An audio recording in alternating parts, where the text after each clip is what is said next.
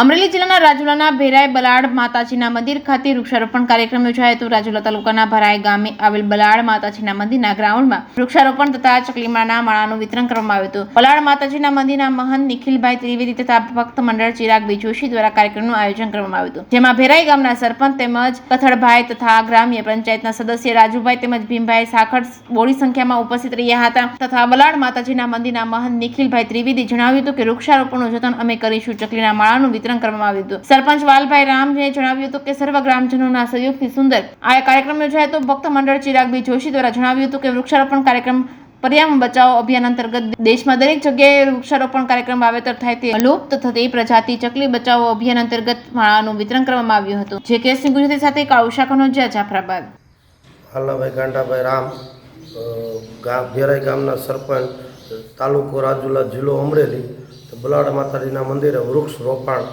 કરી અને ચકલીઓના માળા વિતરણ કરી આવા કાર્ય કરતા રહીએ તો ગામજનો સર્વ ગામજનો તથા બધાએ હળી મળી અને અમે લોકો વૃક્ષ રોપણ કરેલું। કથળભાઈ, અમીરભાઈ, ચિરાગ દાદા, રાજુભાઈ, ભીમભાઈ સાખડ સર્વ માતાજીના સર્વ ભક્તો સાથે મળી અને વૃક્ષ રોપણ કરે। તાલુકો રાજુલા જિલ્લો અમરેલી ભેરાઈ ગામ બલાડ માતાજીનું મંદિર આજે વૃક્ષારોપણનું કાર્યક્રમ કરવામાં આવ્યું। ગામ